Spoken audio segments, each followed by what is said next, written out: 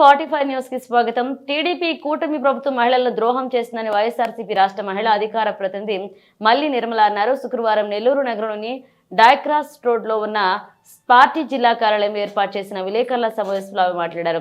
మహిళా దినోత్సవం సందర్భంగా రాష్ట్ర ప్రభుత్వం ఎలాంటి సంతోషకరమైన వార్తలను చెప్పి శుభాకాంక్షలు చెప్పదలుచుకుందో తెలియచేయాలన్నారు.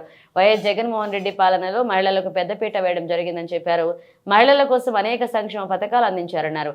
చివరికి ఎన్నికలకు ముందు ఆపద్ధర్మ ముఖ్యమంత్రిగా ఉండి సమయంలో ఎన్నికల కోడ్ ఉన్నప్పటికీ చేయుత పథకం కింద లబ్ధిదారుల బ్యాంక్ ఖాతాలో నగదు జమ చేశారని గుర్తు చేశారు. అంటే వైఎస్ జగన్మోహన్ రెడ్డి మహిళల సంక్షేమం గురించి నిరంతరం ఆలోచించి వారి కోసం అనేక సంక్షేమ పథకాలు ప్రవేశపెట్టారన్నారు. ప్రస్తుతం ఉన్న టీడీపీ కూటమి ప్రభుత్వం మోసపూరిత మాటలు చెప్పి అధికారంలోకి వచ్చిందని దుయ్యబడ్డారు. మహిళా దినోత్సవం రోజున మహిళలకు కొత్త పథకాలు ఏమైనా ఇవ్వబోతున్నారా లేదా సూపర్ 6 పథకాలను అమలు చేయనున్నారా, మహిళలకు ఎలాంటి కానుకలు అందించబోతున్నారనే విషయాన్ని తెలియజేయాల్సిన అవసరం ఎంతైనా ఉందన్నారు. ఏ ముఖ్యమంత్రి చేయని విధంగా వైఎస్ జగన్మోహన్ రెడ్డి అమ్మఒడి వంటి కొత్త రకం పథకాలను ప్రవేశపెట్టారని, ఇటువంటి పథకాలే తాను ప్రజలకు అందించాలన్న ఉద్దేశంతోనే చంద్రబాబు నాయుడు కాపీ కొట్టి తల్లికి వందనం పేరుతో మహిళలను మోసం చేశారన్నారు. 2014లో అధికారంలో ఉన్నారు కదా, మరి మీకు 2019లో అధికారం ఇవ్వలేదంటే దాని అర్థం ఏంటి? అంటే మీరు బాగా పనిచేయలేదనే కదా. అంటే మీకు 23 సీట్లు వచ్చాయి కదా రోజు. మీ ఆ రోజు ఓట్లెన్ని? ఈ రాష్ట్ర ప్రజలు మీకు ఇచ్చిన ఓట్లెన్ని? మాకు ఇప్పుడు ఇచ్చిన ఓట్లేనో తెలుసా? ఓడిపోయారని మీరు మాట్లాడుతున్నారు. ప్రజల్ని మోసం చేసి అధికారంలోకి వచ్చారు అని మేము మాట్లాడుతున్నాం. ఏమంటారు నారాయణ సార్? ఆ రోజు మీ 23 మంది 5 మంది ఎక్కడ కూడా దూరంగానే వ్యవహరించారు మీకు. నిన్న మా నాయకుడు జగన్మోహన్ రెడ్డి గారు అన్నారు, మనం కానీ సరేనంటే ఇంకొక 10 మంది కూడా మన చెంతకొచ్చి కూర్చునేసి ఉండేవాళ్ళు అని.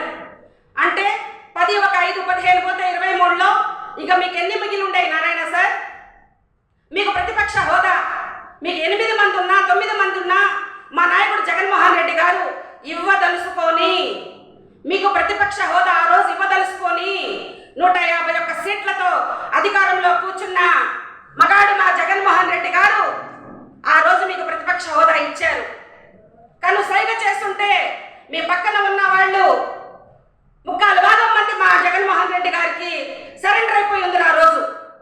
కానీ మా నాయకుడు ఏ రోజు కూడా ప్రజల పక్షాన ఏమైనా ప్రశ్నలు ఉంటే వాళ్ళు ప్రశ్నించాలి, మనం వాటికి సమాధానం చెప్పాలి అన్న ఉద్దేశంతో ఆ రోజు మీకు ప్రతిపక్ష హోదా ఇచ్చారు.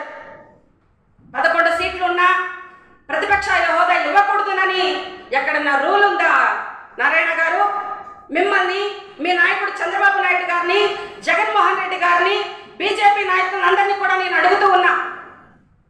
ఢిల్లీలో 3 సీట్లు ఉన్నా కూడా ప్రతిపక్ష హోదా ఇచ్చారు, మాకు కూడా అలాగే ఇవ్వండి. 40% మంది ఓటర్స్ మాకు ఓట్లేశారు.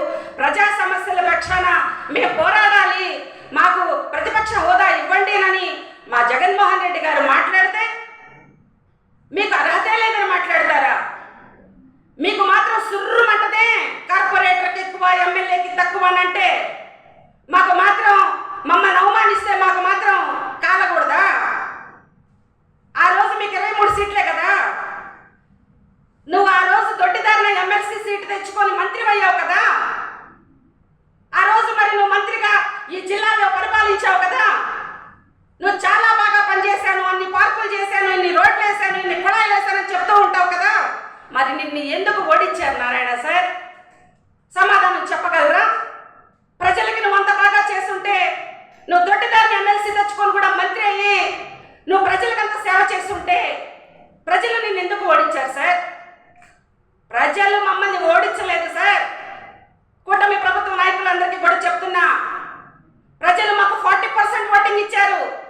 మీరే చేతగాక అన్ని పార్టీలు కలిసి, నేను ఒక్క మాట అడుగుతున్నానండి కూటమి నాయకుల్ని, మీకు ఛాలెంజ్ కూడా విసురుతున్నా. జనసేనకి 21 సీట్లు వచ్చాయంటున్నారు, మీ ఓటింగ్ శాతం ఎంత? టీడీపీకి 135 అంటున్నారు, మీ ఓటింగ్ శాతం ఎంత? బీజేపీకి 8 అంటున్నారు, మీ ఓటింగ్ శాతం ఎంత? విడివిడిగా కౌంట్ చేసుకుంటే మీ మీద మేము బెటర్ కదా, చాలా చాలా చాలా బెటర్ కదా. 40% ఓటింగ్ మాది, 40% ఓటింగ్ మాది. ప్రజలు మమ్మల్ని ఓడించలేదు. మీరు కూటమిగా ప్రజల్ని మోసం చేయడానికి ఒక పక్కా ప్రణాళికతో మీరు కూటమిగా ఏర్పడితే మీకు వచ్చిన పర్సంటేజ్ చూసుకొని మీరు ఆత్మ పరిశీలన చేసుకొని మా నాయకుడికి ప్రతిపక్ష హోదా ఇస్తే ఈ రాష్ట్రంలోని ప్రజల్ని గౌరవించిన వాళ్ళు అవుతారు. మహిళలకి ఈ రాష్ట్ర ప్రభుత్వం ఎలాంటి సంతోషకరమైనటువంటి వార్తల్ని వినిపించి శుభాకాంక్షలు చెప్పదలుచుకున్నదో తెలియచేయాలని కూడా మేము కోరుతూ ఉన్నాం.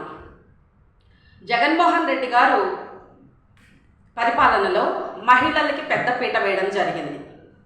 వాళ్ళ పేరుతో అనేక సంక్షేమ పథకాలను ఇవ్వడం జరిగింది. చివరికి ఎన్నికలకి ముందు ఆపద్ధర్మ ముఖ్యమంత్రిగా కూడా ఎన్నికల కోడ్ ఉన్నప్పటికీ చేయూత పథకం డబ్బులు వాళ్ళ అకౌంట్స్లో వేయడం, ఎన్నికలు అయిన తర్వాత కూడా మహిళలు ఆ చేయూత డబ్బులు తీసుకోవడం జరిగింది. అంటే మహిళల యొక్క సంక్షేమం కోసం జగన్మోహన్ రెడ్డి గారు నిరంతరం ఆలోచించి అనేక సంక్షేమ పథకాలని మహిళలకి డైరెక్ట్గా అమ్మఒడి పథకం అయితేనేమి, చేయూత అయితేనేమి, ఇలాంటి ఇంటి పట్టాలు కానివ్వండి, ఇలాంటివి పొదుపు మహిళలకి రుణాలు కానివ్వండి, ఇవన్నీ కూడా అందించినటువంటి ఘనత జగన్మోహన్ రెడ్డి గారికి దక్కుతుంది. ఈ ప్రభుత్వం మోసపూరిత మాటలు చెప్పి మహిళలు మాకు అర్ధరాత్రి వరకు క్యూలో నిల్చుకొని ఓట్లేశారు అని చెప్పి అధికారంలోకి వచ్చారు ఈ కూటమి ప్రభుత్వం.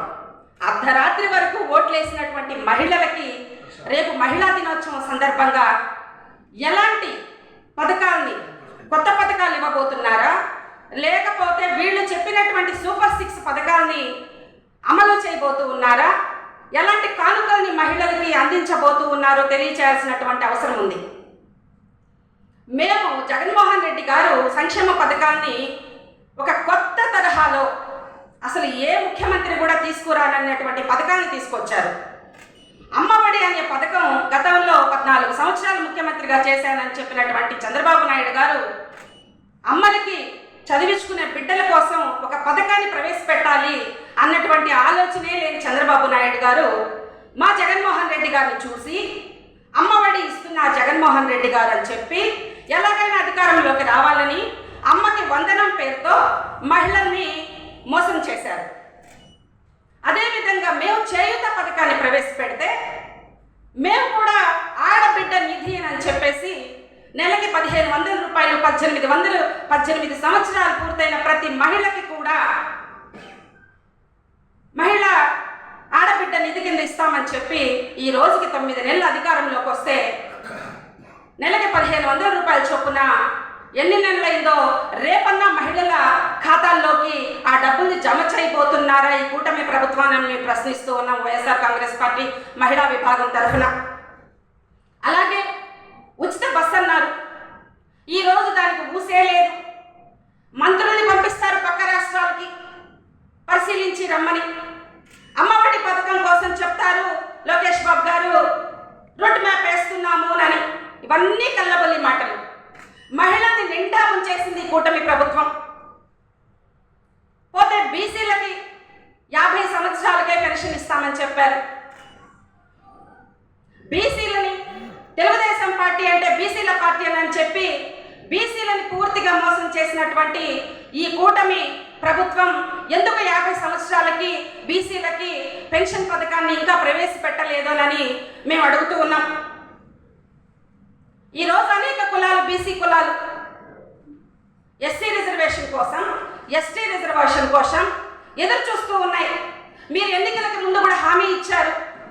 ఉదాహరణకి వాల్మీకి బోయలు కావచ్చు, రజకులు కావచ్చు, వడ్డర్లు కావచ్చు, ఇలాంటి కులాలన్నింటినీ కూడా ఎస్సీ ఎస్టీ జాబితాలో చేర్పిస్తామని చెప్పి మీరు మాట ఇచ్చి ఉన్నారు. ఆ మాటని నిలబెట్టుకునే ప్రయత్నంగా ఏమన్నా ఇప్పుడు జరుగుతున్నటువంటి అసెంబ్లీ సమావేశాల్లో మీరు తీర్మానం చేశారా అని మేము ప్రశ్నిస్తూ ఉన్నాం. రాష్ట్రంలోనూ కేంద్రంలోనూ మీ కూటమి ప్రభుత్వమే ఉంది కదా, మరి ఆ రిజర్వేషన్ల గురించి, తీర్మానం గురించి మీరు ఊసే ఎత్తడం లేదు. ఎందువలన తెలియజేయాల్సిన ఈ రాష్ట్ర ప్రజలకి మీరు మాట ఇచ్చిన ఆ కులాలకి సమాధానం చెప్పాల్సినటువంటి అవసరం ఉంది.